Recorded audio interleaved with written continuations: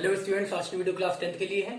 आज हम chapter 6 coordinate geometry exercise 6.3 का क्वेश्चन नंबर 14 सॉल्व करेंगे। देखिए क्वेश्चन नंबर 14 दिया गया है, in what ratio does the x axis cut the line segment joining 5,8 and 7,-3। चलिए इसको पहले एक लाइन सेगमेंट ड्रॉ कर लेते हैं।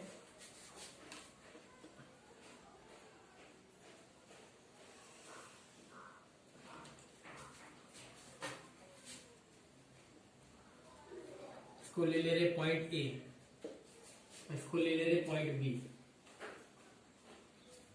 यहां पे देखिए कोऑर्डिनेट दिया गया है, ए का कोऑर्डिनेट दिया गया 5,8 और बी का कोऑर्डिनेट दिया गया है 7,-3। ठीक है, ए का कोऑर्डिनेट 5,8, बी का कोऑर्डिनेट 7,-3। अब यहाँ पे कह रहा है in what ratio does the x axis cut the line segment joining 5,8 and 7,-3।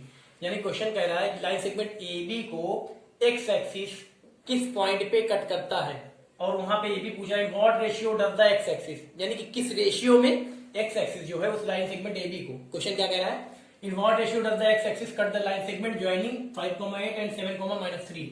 यानी कि जो एक्स एक्सिस है वो लाइन सेगमेंट ए बी को किस रेशियो में डिवाइड करता है, ये आपको निकालना है, रेशियो निकालना है। ठीक है, तो चलिए यहाँ पे हम मान लेते हैं, इसको सपोज कर ले रहे हैं कि एक्स एक्सिस जो है लाइन सेगमेंट ए बी को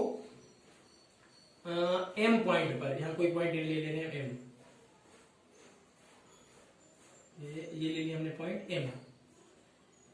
चलिए पॉइंट एम ले लिया, ठीक है, ये हो जाएगा एक्स कॉमा वाई कोऑर्डिनेट।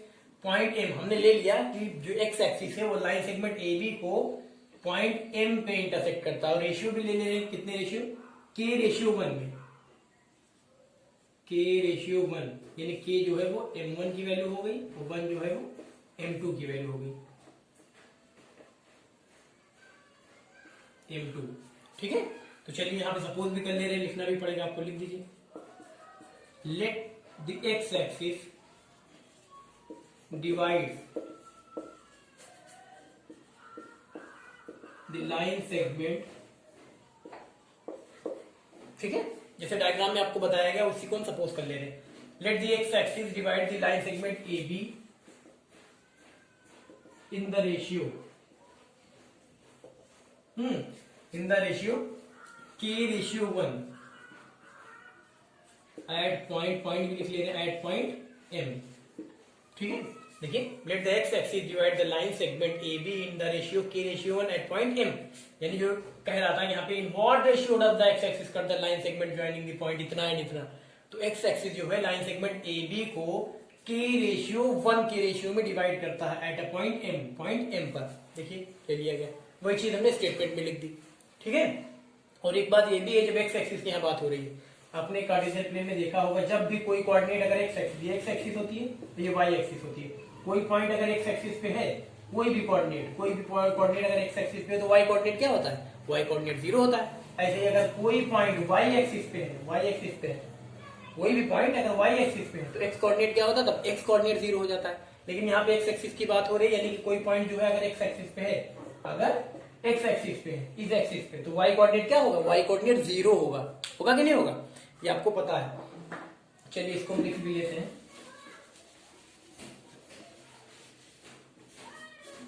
हम आगे लिख भी दे रहे हैं ए बी, यहाँ पे एक्स एक्सिस। देखिए let the x axis divide the, जो लाइन सेगमेंट ए बी को कौन सा एक्सिस, एक्स एक्सिस डिवाइड करना है, यानी क्या होगा, जो पॉइंट है वो एक्स एक्सिस पे, यानी वाई कोऑर्डिनेट 0 होगा। तो हम आगे लिख दे रहे हैं, सो वाई कोऑर्डिनेट मस्ट बी 0। जो वाई कोऑर्डिनेट आएगा, वाई कोऑर्डिनेट वो क्या होगा, 0 होगा। चलिए इसको ले ले रहे, ये देखिए x1, ये y1, ये x2, ये y2, m1, ये m2।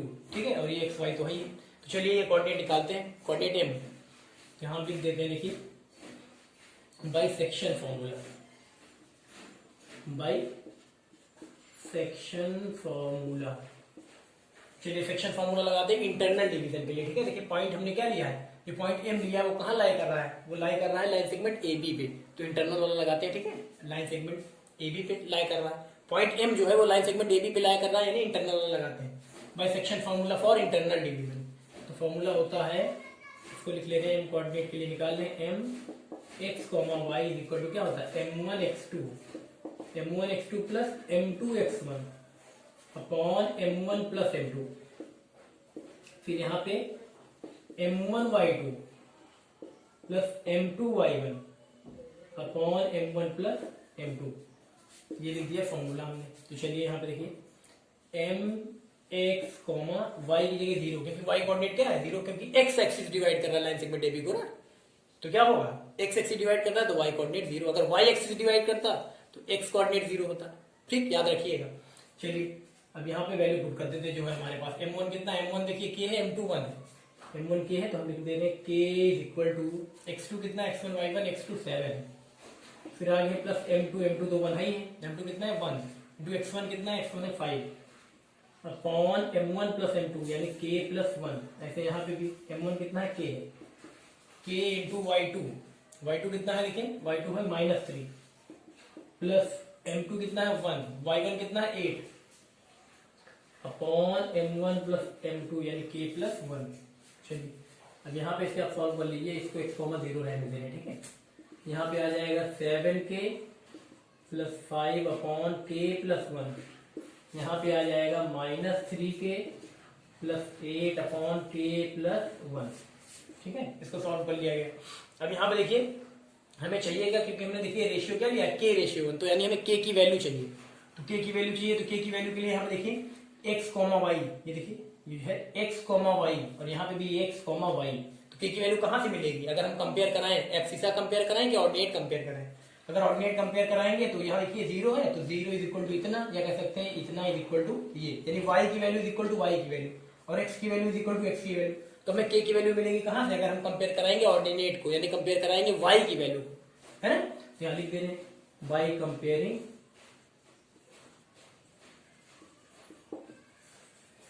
ऑर्डिनेट। चलिए ऑर्डिनेट कंपेयर करा ले रहे हैं यहाँ से, ऑर्डिनेट यहाँ पे देखिए एक्स वाई, ऑर्डिनेट यानी वाई की वैल्यू वाला, वाई की वैल्यू कितनी है इधर 0 है, 0 इज इक्वल टू, और इधर वाई की वैल्यू कितनी है एक्स कॉमा वाई, वाई की वैल्यू -3k प्लस 8 अपॉन, यहाँ है -3k plus 8 upon k plus 1, हाँ यही है। अब k प्लस 1 हम ले जाएंगे इधर एलएचएस में तो यहाँ 0 से मल्टीप्लाई होगा तो ये भी 0 हो जाएगा, यानी हो जाएगा 0 is equal to -3k plus 8, -3 के एलएचएस में लेके आएंगे तो हो जाएगा +3k, यहाँ से k की वैल्यू अगर निकाल लें k की वैल्यू हो जाएगी 8/3, और 8/3 को अगर हम रेशियो में लिखें तो आ जाएगा 8:3, है ना। तो चलिए इसको मैसेज लिख लेते हैं, हेंस यहाँ हमने सपोज किया था ना, देखिए रेशियो क्या था k रेशियो 1, यहाँ भी देख सकते हैं, hence the required ratio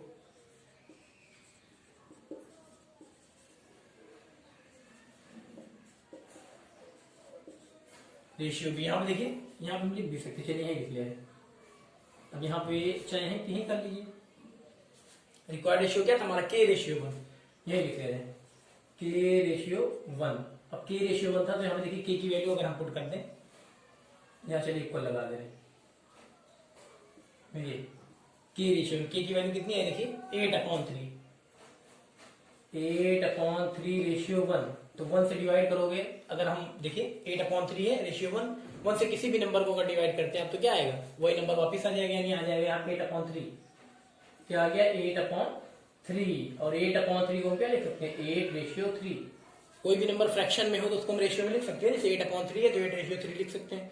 formula कौन सा लगाया था हमने, देखिए यहाँ प्लस है, यहाँ प्लस, यानी कि यहाँ पे ये भी देख सकते हैं कि पॉइंट m जो है AB पे लाया करता है, यानी इंटरनल डिवीजन लगाया था ना, section formula for internal division, तो यहाँ पे लिख दीजिएगा इंटरनली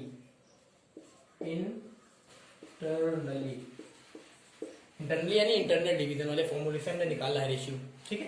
तो ये हो जाएगा आंसर, ठीक है। अगर एक्सटर्नली निकालते तो यहाँ पे एक्सटर्नली लिखते, अगर एक्सटर्नल डिवीजन वाला फॉर्मूला लगाते तो यहाँ पे क्या लिखते एक्सटर्नली, ठीक है। क्लियर है ना, कर लीजिए।